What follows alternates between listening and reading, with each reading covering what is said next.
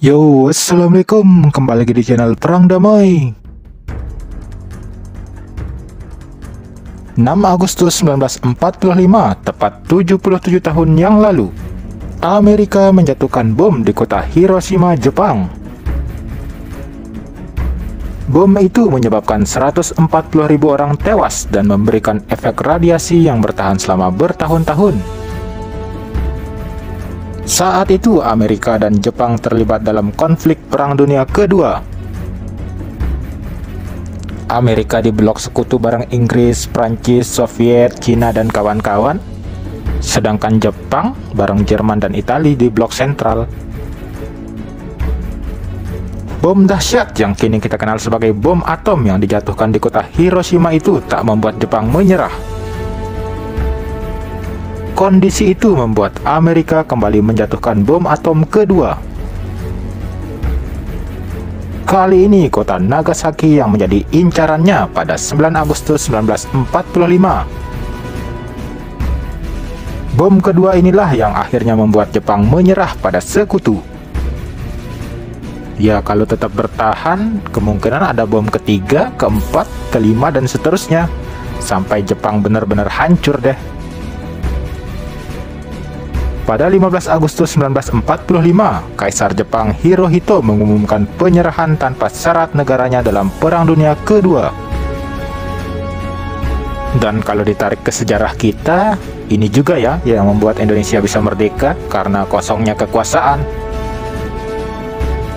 Awalnya pada tahun 1939, sekelompok ilmuwan Amerika prihatin terhadap penelitian senjata nuklir yang dilakukan oleh Nazi Jerman.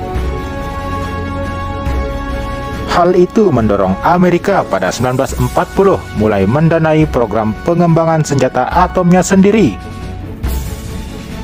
Lah, dia prihatin negara lain buat, dia ikutan buat. Proyek ini merupakan proyek rahasia yang diberi nama kode Proyek Manhattan, dengan dipelopori oleh Korps Insinyur Angkatan Darat Amerika Serikat. Beberapa tahun berikutnya, para ilmuwan yang dipimpin oleh J. Robert Oppenheimer bekerja untuk mengubah uranium dan plutonium menjadi bom atom. Kemudian pada 16 Juli 1945, proyek Manhattan tersebut mengadakan uji coba. Uji bom pertama ini dicoba di Alamogordo, New Mexico. Tapi ya, waktu itu Jerman sudah nyerah. Jepang dah yang kena getahnya. Bom ini kan awalnya respon Amerika terhadap Jerman dan dihajatkan buat nyerang Jerman. Meskipun saat itu Jerman telah menyerah, Jepang tetap berjuang dengan sekuat tenaga mempertahankan wilayah Pasifik. Bahkan saat itu perlawanan Jepang kepada pihak sekutu terbilang sangat mematikan.